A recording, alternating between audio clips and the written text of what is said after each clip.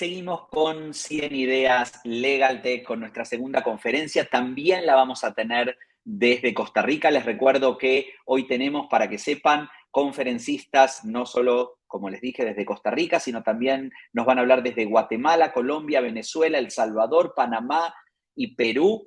Así que desde muchos lugares de la región vamos a tener las presentaciones que nos van a hacer entender el ecosistema y los cambios que se dan en la industria legal. Ahora específicamente le voy a dar la bienvenida a Mauricio Paris, quien nos va a hablar sobre el papel de la industria legal en la protección de datos.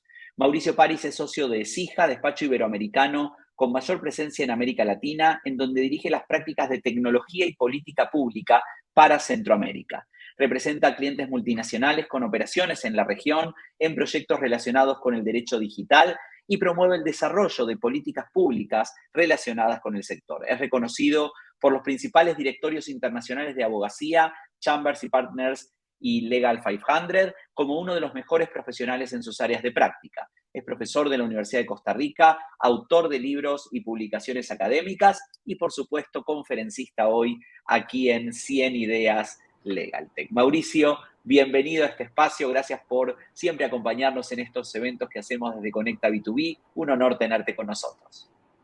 Hola Marcelo, qué gusto saludarte y estar nuevamente en estos espacios y hablar de estos temas además que me apasionan.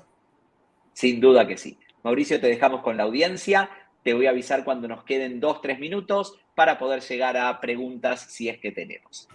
Adelante. Súper, muy bien. Mi tema, en realidad, más que protección de datos, de lo que me pidieron conversarles esta mañana es de los desafíos del metaverso en la prestación de servicios legales. Hemos en distintos foros hablado mucho en lo que va de este año, sobre todo de la importancia del metaverso, de cómo funciona el metaverso, de cuáles son esos retos regulatorios, pero en esta ocasión me han pedido abordar una perspectiva bastante interesante para mí, que es cuáles son los desafíos que como industria legal afrontamos frente a esta nueva tecnología. Y para eso, pues, me sumo a la metodología de tratar de compartirles mis 10 ideas sobre esta temática, ¿no? Entonces, para empezar, yo podría decirles que el enorme interés que ha despertado todos los temas relacionados con el metaverso durante el último año, desde que hace un año aproximadamente Mark Zuckerberg en la conferencia anual de Facebook anunció el banderazo de salida de esta empresa para liderar el metaverso, que pasó incluso a cambiar de nombre a Meta. Pues todo ese interés que se ha dado durante este año y que vemos noticias un día sí y otro también en todo tipo de medios con respecto a la importancia del metaverso y de distintas aplicaciones del metaverso, yo creo que evidencia que de alguna forma todos esperábamos algo así, ¿no? No sabíamos cómo se iba a llamar, cómo iba a funcionar, pero ya en la segunda década de este siglo yo creo que todos esperábamos alguna tecnología que nos acercara más a ese futuro que veíamos en la televisión hace varias décadas, ¿no? Yo pienso que no viví esos tiempos, sin embargo, me imagino que algo similar habrá pasado en los 50 del siglo pasado, cuando se hablaba de la carrera espacial, ¿no? Ese anhelo de llevar al hombre al espacio, que generaba no solo una enorme curiosidad, pero al mismo tiempo temores y hasta una sensación de vértigo, de traspasar esos límites entonces desconocidos, ¿no? Y aquí estamos los abogados, que la pandemia nos obligó como sector a adaptarnos a un Internet 2.0 apenas, imaginando cómo será la prestación de los servicios legales en este futuro que vamos a tener a la vuelta de la esquina, ¿no? Y entonces, pues precisamente estas 10 ideas procuran contribuir a identificar esos desafíos del metaverso en la prestación de servicios legales. Y la primera idea sería el reto de la ausencia de regulación, que es transversal para todo el metaverso, pero que en la industria legal va a ser muy significativo, sobre todo porque en la materia prima de los abogados suelen ser precisamente las regulaciones, ¿no? Nos sentimos confortables con las reglas, sobre todo cuando son claras, ¿no? porque nos permiten guiar a nuestros clientes dentro de los límites de lo permitido, ¿no? Con claridad también de cuáles son las consecuencias de salirnos de esos límites. Esos límites en el metaverso no existen, ¿no? Ahora que estaba escuchando hablar de compliance y de todos estos temas, compliance en el metaverso va a ser todo un tema, ¿no? Esos límites de regulatorios hoy día no están diseñados, no están ni siquiera diseñados de forma completa para el Internet, tal y como lo conocemos, muchísimo menos para el metaverso, ¿no? Estamos hablando de una tecnología que mediante ese concepto que a mí me gusta mucho de hiperespacialidad, viene a romper esas limitaciones del tiempo y el espacio y le va a permitir a los usuarios, o le permite a los usuarios, una sensación de presencia simultánea en un entorno digital, aunque estemos ubicados en extremos opuestos del planeta, ¿no? Pues bien, entonces, tecnológicamente estamos a las puertas del metaverso, pero jurídicamente seguimos en el feudalismo, ¿no? Tenemos un sistema jurídico que está basado precisamente en la fragmentación, ¿no? Donde cada estado cuenta con sus propias reglas, salvo los tratados internacionales y el caso específico de la Unión Europea, ¿no? Entonces, el reto regulatorio en realidad es mayúsculo, porque no solamente la existencia de una regulación potencial del metaverso, sino como esas regulaciones que se puedan presentar en distintos países o en distintos bloques geográficos pueden ser compatibles entre sí para permitir que esos entornos digitales, que son eminentemente globales, puedan regirse por unas reglas medianamente armonizadas. Un planeta además que está fragmentado desde el punto de vista tecnológico entre las visiones de paternalismo digital que tienen los europeos, del liberalismo tecnológico que tienen los estadounidenses y pues de control digital que tienen los chinos, en donde pues la tecnología e incluso los datos de sus ciudadanos son un componente de producción más, ¿no? Entonces, esto nos lleva además a otro tema, otra idea importante, que es la mutación de conceptos jurídicos esenciales, ¿no? Las implicaciones del metaverso abarcan todas las ramas del derecho, al final de cuentas, ¿no? Y yo creo que el sector legal se verá en la obligación de redefinir cuáles van a ser los alcances y la aplicabilidad de muchos conceptos de la realidad física en este nuevo entorno virtual, ¿no?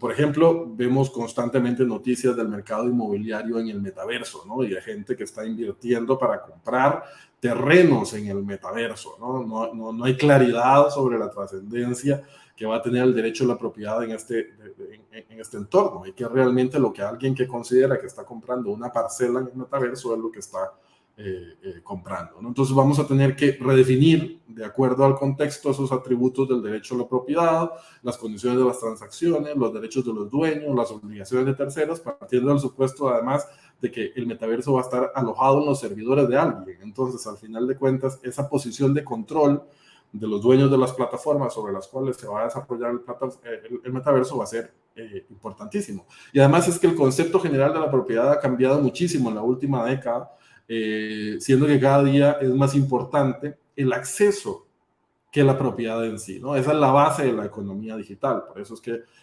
la gente ya no compra un vehículo, sino que usa plataformas de movilidad. La gente ya no compra discos, tiene Spotify. La gente ya no compra DVDs, tiene Netflix.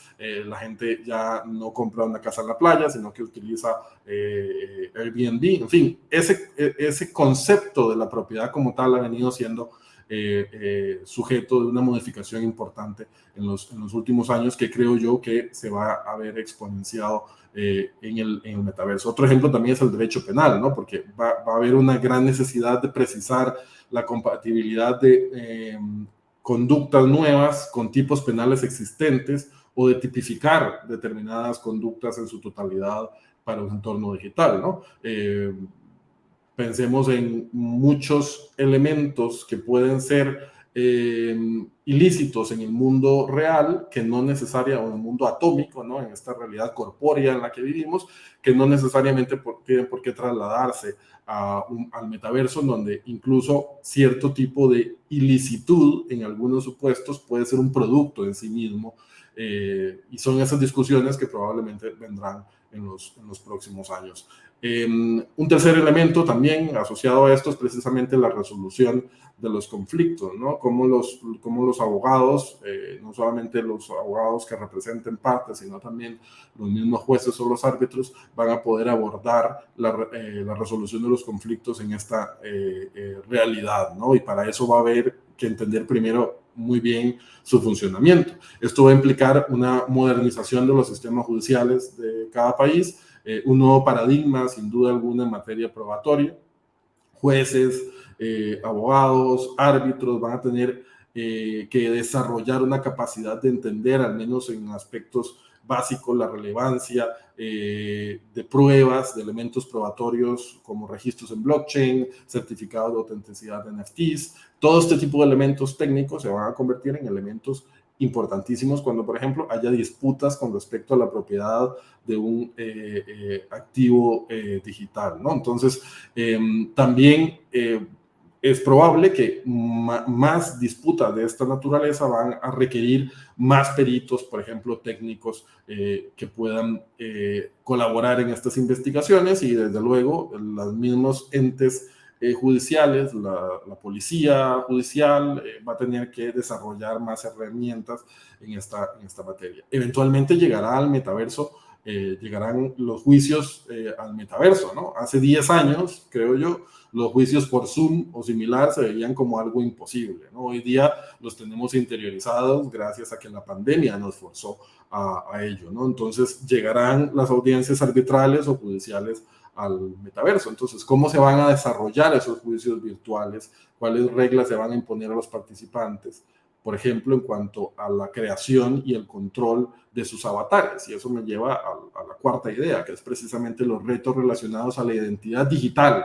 Porque uno de los retos importantísimos del metaverso en general está asociado a la utilización de los avatares, ¿no? Es decir, cuando ingresamos a estos entornos virtuales, nos vamos a ver o nos vamos a representar a nosotros mismos por medio de avatares. Estos avatares pueden ser fotorrealistas, ¿no? Cuando, por ejemplo, utilicemos en el futuro cercano, creo yo, un holograma de nuestra imagen para poder entrar al metaverso, o pueden ser avatares de fantasía, como los que existen hoy día, ¿no? Que en algunas plataformas incluso no tienen pies y su movimiento, ¿verdad?, parece más propio de un videojuego. Pero todo eso está en desarrollo para que esos avatares, en los casos en donde su utilización fotorrealista sea indispensable, pues realmente respondan a nuestra imagen corporal. Pero ¿cómo vamos a poder verificar que exista una identidad entre el avatar que vemos en el metaverso y el controlador que está detrás, ¿no? Esto va a ser muy importante, por ejemplo, para la celebración de contratos, para la prestación de determinados servicios, para el notariado en el metaverso, si es que eso llega a existir, para las audiencias judiciales, pero también desde la perspectiva del ejercicio de la profesión, por la posibilidad entonces de que en servicios que se presten, que preste un abogado desde el metaverso, entonces el cliente tenga el derecho de saber que la persona que está detrás de ese avatar realmente es el profesional en derecho que en teoría está contratando, ¿no? Entonces, precisamente a la hora de participar en reuniones, asambleas de socios en el metaverso, por ejemplo, o juicios virtuales, ¿cómo se va a desarrollar esa certeza sobre la identidad de las personas que están detrás del avatar, los controladores, ¿no? ¿Cómo vamos a saber que estoy hablando con el cliente? ¿Cómo el juez va a saber que está hablando con el abogado? ¿Cómo el juez va a saber que está hablando con el testigo o con la contraparte? Entonces, en estos entornos digitales hay mayor susceptibilidad de una suplantación de identidad. Entonces, es probable que la solución a este reto venga dada por la propia tecnología, ¿no? Entonces, probablemente los mismos dispositivos de hardware que permiten el ingreso al metaverso, que hoy día son estas gafas grandes y pesadas que utilizamos, que probablemente en cuestión de menos de 5 años pasen a ser unos lentes similares a los que tengo puestos en este momento, probablemente Ray-Ban, de acuerdo a algunos proyectos que ya tiene incluso Meta en marcha. Probablemente estos dispositivos lleguen a tener sistemas de mecanismos de identificación biométrica, ¿no?, que vayan a permitir reconocer reconocimiento facial, reconocimiento del iris, de la huella dactilar, Eso va a permitir entonces que la misma tecnología verifique la identidad del controlante del avatar, ¿no? Eso, si no, también hay posibilidades de que eso se resuelva por medio de sistemas de identidad digital soberana, es decir, un wallet alojado en algún sistema, una plataforma de blockchain que permita controlar la identidad legal de una persona, ¿no? Todos estos mecanismos lo que van a permitir es garantizar esa congruencia entre el titular de las gafas, de los Oculus o de la gafa de la que se trate,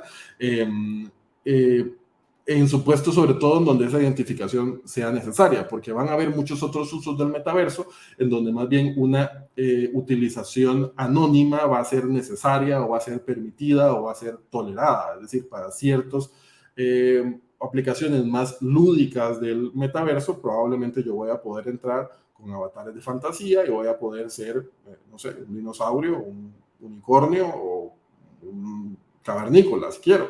Y no voy a necesitar revelar desde luego mi identidad. Pero para otras utilizaciones, que generalmente van a ser las utilizaciones que va a requerir la industria legal, pues desde luego esa identificación va a ser muy importante. Todo esto nos lleva también a hablar de ciberseguridad, ¿no? Todos estos temas relacionados con la identidad, los riesgos de la suplantación, hacen que a una mayor digitalización de nuestra vida va a haber un mayor riesgo de que suframos daños en caso de violaciones a la seguridad de la información. Sobre todo también por la cantidad y sensibilidad de los datos que se van a compartir en el metaverso. Es decir, estamos hablando de una cantidad y una sensibilidad masiva de datos. Entonces va a haber un altísimo grado de intromisión en la vida privada. Estos dispositivos, estas gafas que van a incorporar o incorporan realidad virtual y realidad aumentada, captan información personalísima de su controlador. Es decir, al tenerlos incorporados prácticamente a nuestro cuerpo, van a permitir generar tecnología de seguimiento ocular, monitorear permanentemente la reacción de nuestros cuerpos, sobre todo ante determinados estímulos. Esto va a permitir también generar tecnología de lectura de ondas cerebrales, en todo lo que se llama la psicografía biométrica, ¿no? Entonces, toda esta tecnología va a permitir, entonces, inferir deseos, preferencias, la edad, el peso corporal, los rasgos de la personalidad, los hábitos de consumo, si una persona está triste o está contenta, si algo le genera temor o no le genera temor. Todos estos tipos de informaciones que pueden estar hoy día en el fuero más íntimo de una persona, estos dispositivos de hardware van a tener la capacidad de leerlos. Eso hace desde luego que los riesgos en materia de ciberseguridad y de tratamiento de los datos personales sean muy altos. Entonces, es probable que conforme más actividades se desarrollen en el metaverso, más actividades económicas hayan en el metaverso, más tiempo las personas pasen en el metaverso, vamos a ver también mayor delincuencia, vamos a ver más casos de espionaje corporativo probablemente en el metaverso. Es decir, si yo tengo una oficina en el metaverso como abogado y me reúno allí con los clientes, ¿cuáles son las medidas de seguridad que debo de tener para evitar que esas reuniones puedan ser espiadas, ¿no? Estamos hablando también de mayores riesgos de ataques de ransomware as a service, por ejemplo. Estamos hablando de cosas que ya estamos viendo que ocurren, como la ciberguerra, ¿no? La piratería informática. Todo este tipo de actividades ilícitas se trasladarán al metaverso. ¿Por qué? Porque va a ser donde va a estar el dinero. Al final de cuentas, eso es lo que termina llevando a una mayor delincuencia informática, ¿no? Entonces, imaginemos un caso como el de Panama Papers, que afectó y destruyó básicamente a un bufete muy relevante en Panamá por la filtración de algunos datos de sus clientes, ¿no? Y datos que eran básicamente archivos con respecto a sociedades, algunas comunicaciones, etcétera, etcétera. Pero imagínense cuando nosotros, como abogados, como bufetes, tengamos además todo este tipo de data de nuestros clientes con este nivel de sensibilidad, es decir, los riesgos asociados al tratamiento de esos datos van a ser muy importantes. Una sexta idea tiene que ver con la multidisciplinaridad, ¿no? Estos retos en materia del metaverso y de las nuevas tecnologías en general hacen que necesitemos una mayor multidisciplinariedad en el enfoque de la formación del profesional en derecho, ¿no? Necesitamos que cuenten con herramientas multidisciplinares que permitan no solamente entender estos retos tecnológicos de los que estamos hablando, sino entender los retos tecnológicos de las industrias de nuestros clientes, ¿no? Quien quiera entrar de lleno en el tema del metaverso no solamente va a poder tener un entendimiento general de cómo funciona, de cuáles son sus retos, ¿no? Sino de otros conceptos que son ampliamente relevantes para su funcionalidad. NFTs, inteligencia artificial, criptoactivos, blockchain, ciberseguridad, las aplicaciones o las regulaciones aplicables a todos estos conceptos desde el punto de vista jurídico. Sin conceptos claros, va a ser muy difícil alcanzar una comprensión digital de la trascendencia del metaverso que permita una prestación de servicios legales en esta materia. Ojo que aquí no necesariamente estoy hablando de abogados que sepan todo esto desde el punto de vista técnico, ¿no? Y de la discusión ya hoy día creo yo cada vez más superada, es decir, los abogados deberíamos de aprender a desarrollar código informático, ¿no? Estamos hablando de que probablemente de lo que estamos hablando es de un abordaje más integral y multidisciplinar en donde distintos profesionales aborden proyectos jurídicos en beneficio de los clientes como funcionan en las empresas al final de cuentas, ¿no? Pero los abogados tenemos que abrirnos a la necesidad de entender si no estamos en capacidad nosotros de desarrollar ese conocimiento por nosotros mismos, la necesidad de sentar a los especialistas en estos temas para poder entender mejor no solamente nuestra industria, sino la industria de nuestros clientes. Una séptima idea es la barrera tecnológica. También como industria tenemos que prepararnos para cómo vamos a sobrellevar esta barrera tecnológica detrás de estos nuevos desarrollos, ¿no? Los despachos de abogados tienen hoy en día una conjunción de generaciones muy particular, ¿no? Están liderados muchas veces por baby boomers o por abogados de la generación X. Su principal talento actual y futuro pueden ser millennials y tenemos un gran reto de atraer además a la generación Z, ¿no? Esto es una conjunción muy importante de visiones en torno a la digitalización, desde abogados 100% analógicos, ¿no? Que al día de hoy todavía no saben convertir un documento de Word a PDF, ¿no? Hasta los que ya han vivido en una digitalización radical y que más bien les cuesta muchísimo entender y relacionarse con abogados analógicos que no han logrado dar el paso de digitalizarse, ¿no? La coexistencia de estas generaciones se da no solamente dentro de los despachos, sino que se traslada incluso la relación entre los abogados y los clientes, ¿no? Un senior partner baby boomer atendiendo a un gerente de una empresa de economía digital millennial, ¿no? O incluso Z, o a la inversa, ¿no? Esto implica una curva de aprendizaje muy importante, no solamente tecnológica, sino de comunicación y hasta de valores y hasta de los abordajes estratégicos de las firmas con respecto a determinados sectores de la economía que requieren un abordaje más fresco, sobre todo desde el punto de vista de la visión del abogado que asesora ese tipo de negocio, ¿no? Entonces, algunos despachos, o muchos probablemente, se van a ver la necesidad o se ven en la necesidad de contratar personal capacitado que pueda asumir estos nuevos retos, la apertura de áreas de prácticas especializadas o, sobre todo muy importante, además, la capacitación a los abogados existentes. Octava idea, implicaciones en el derecho laboral, muchísimas, nada más doy una pincelada. Hay muchas preguntas de cómo se van a regular las relaciones laborales en el metaverso, ¿no? En el caso de los empleados que trabajen desde el extranjero dentro del metaverso, ¿cuál va a ser la legislación aplicable, por ejemplo? ¿Dónde van a cotizar las personas que trabajan en el metaverso? ¿Se tratará igual? Es decir, las soluciones del teletrabajo son extrapolables al metaverso. ¿Cuáles van a ser los riesgos de trabajo del metaverso desde el punto de vista de la salud de los trabajadores, ¿no? Se van a imponer reglas a los empleados sobre, por ejemplo, cómo diseñar su avatar para participar o sea, va a haber un dress code de avatares en el metaverso. Se van a dar procesos de verificación de identidad para corroborar que ese empleado sea realmente quien está controlando el avatar en una reunión con un cliente, por ejemplo.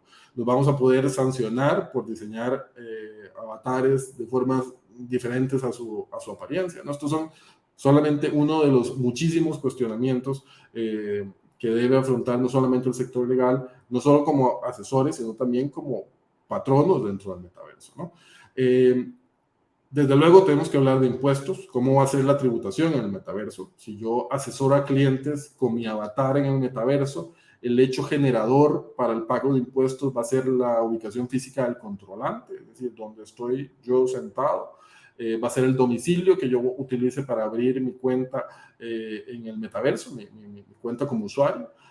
Cómo se va a administrar ese concepto de renta territorial en un entorno eminentemente digital, ¿no? Sobre todo porque la asesoría a las industrias de economía digital suele no estar anclada a un ordenamiento jurídico concreto. Entonces, un despacho 100% metaversiano, integrado por abogados ubicados en múltiples territorios que asesoran por medio de avatares en el metaverso, ¿dónde tendría que pagar impuestos? Estoy seguro que además esta va a ser una de las soluciones más rápidas que se van a encontrar por la voracidad fiscal de los gobiernos, ¿no? Sin embargo, ante la moda, que ya podría calificar así, de abrirse de despachos en el metaverso, en ese ya tenemos una, por cierto, esto es un foco de atención muy importante con respecto a esas implicaciones fiscales. Y para terminar también, yo creo que el reto principal de la industria legal es una necesaria evolución en la formación jurídica de los abogados, ¿no? El desarrollo del metaverso es algo que está en constante evolución. Algo muy bonito de esta experiencia que hemos tenido es que estamos hablando de algo que está en desarrollo. Incluso las mismas empresas que están desarrollando el metaverso están interesadas en que todas estas dudas se presenten. ¿Por qué? Porque estamos hablando de algo que está en proceso de construcción, ¿no? El señor Zuckerberg, que vuelvo y repito, Meta no es la única empresa que está en la carrera por el metaverso, pero sí al menos fue la que dio un golpe de autoridad al cambiar su nombre y al poner la discusión sobre la mesa, ¿no? Pero el señor Zuckerberg decía que era un proyecto a 5 o 10 años. Eso en materia tecnológica es muchísimo tiempo, ¿no? Entonces, son discusiones que están en constante evolución. Esto va a implicar para el sector legal un constante aprendizaje, tanto jurídico como tecnológico, ¿no?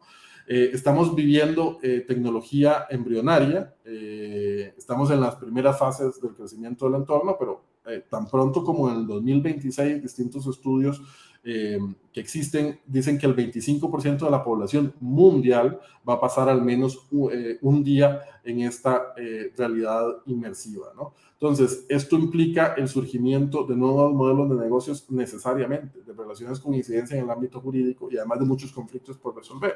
Todo esto nos enfrenta a los abogados a cómo abordar estas discusiones y cómo ser relevantes en estas discusiones en una profesión en donde las soluciones que día a día aplicamos y las soluciones además que nos enseñan en la universidad al día de hoy son de hace 2000 años, son del derecho romano, ¿no? Y las más novedosas son de hace 200 años, son napoleónicas.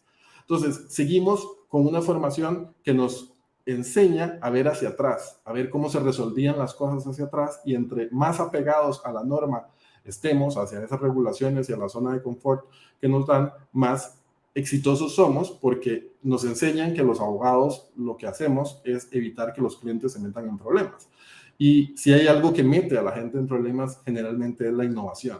Entonces, esa visión del abogado, esa formación del abogado, creo yo que va a pasar en buena medida por desaprender. Sobre todo cuando los abogados en América Latina salen de la universidad sabiendo más palabras en latín que inglés jurídico. Entonces, mientras nosotros sigamos con ese enfoque del derecho apegado a soluciones que no estoy diciendo que no sean válidas para muchas otras cosas o que no sean importantes, no. Mientras que no demos ese paso, lo que vamos a perder cada día es más relevancia como industria. ¿Por qué? Porque si ustedes ven, muchas de las soluciones que termina aportando la tecnología son soluciones tecnológicas. Es decir, el algoritmo termina resolviendo muchos temas. ¿Por qué? Porque el sistema legal no logra dar respuestas útiles.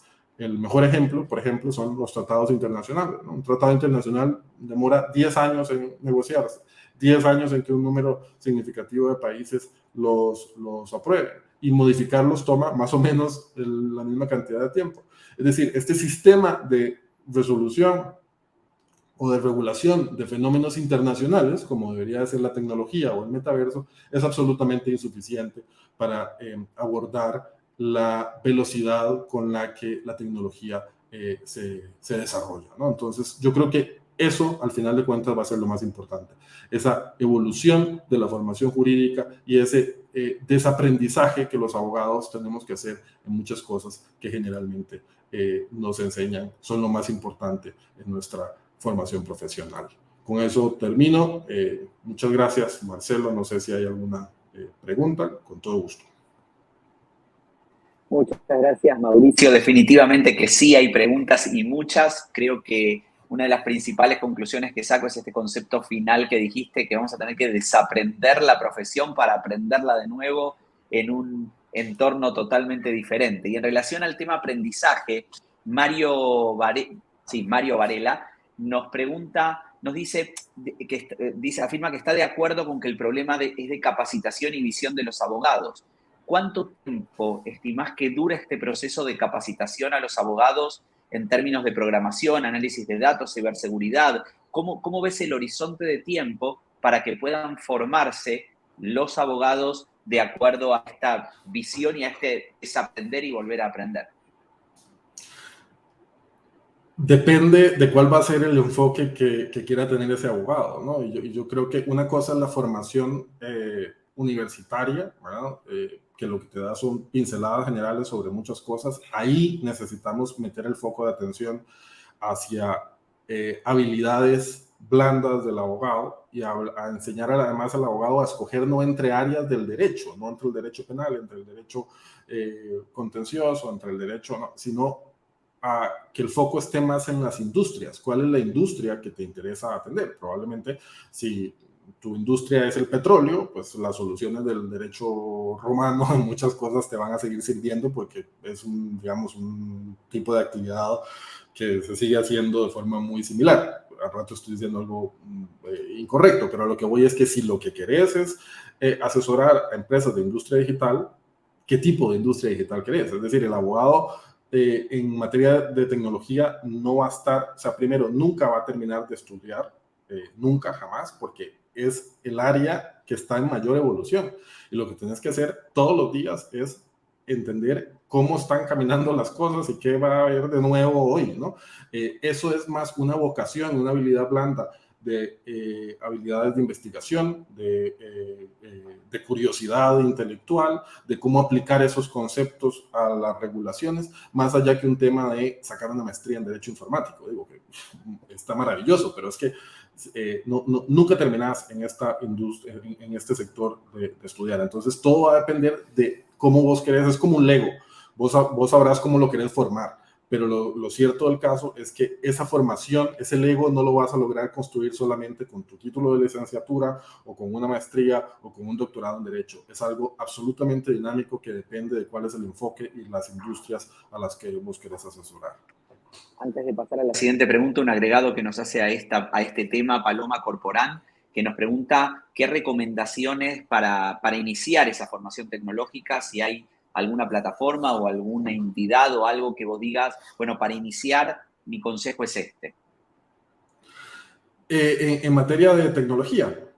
Sí, de capacitación en tecnología orientada obviamente al mundo legal. Yo te diría que probablemente hay ahora, pues, sobre todo después de la pandemia, muchísimas universidades del Ivy League en Estados Unidos, por ejemplo, que tienen programas maravillosos en materia de tecnología, que en muchos casos son gratuitos y que yo comenzaría por allí, es decir, tener aproximaciones generales sobre la temática y sobre todo ver hacia qué área y sobre todo hasta qué parte del mundo te interesa más enfocarte. Por ejemplo, a mí me gusta mucho el enfoque europeo de la tecnología, ¿no? Porque es donde se está regulando el futuro. Los Estados Unidos tienen una visión más del liberalismo tecnológico, en donde la industria se autorregula, pero en donde las regulaciones se están dando, en donde está regulando el futuro es en Europa. Entonces, probablemente, además, América Latina responde y se ve influida mucho por las regulaciones europeas. Entonces, todas esas discusiones que se están dando hoy día con respecto a la regulación de criptoactivos, todos los temas relacionados con la protección de datos personales, todos los asuntos relacionados con el Digital Service Act y todas las cuestiones del comercio electrónico, todas esas discusiones se están dando en la Unión Europea. Y me parece a mí que cualquier cantidad de información en Internet, cualquier cantidad de cursos muy útiles, y yo creo que cuando tenés una buena conexión a Internet y una formación profesional básica, la ignorancia es una elección. Totalmente. Respuestas cortitas. Tenemos varias preguntas más, voy a seleccionar 2 y con esto cerramos porque llevamos 2 conferencias, ya la cabeza nos hizo así, y todavía nos quedan 8 más durante esta jornada. La primera de las 2 que nos quedan la hace Daniel Coronado y nos dice: ¿qué pensaría usted de desarrollar un esquema legal unificado aplicable únicamente al metaverso, principalmente por el hecho que en esta no hay limitación jurisdiccional por territorio?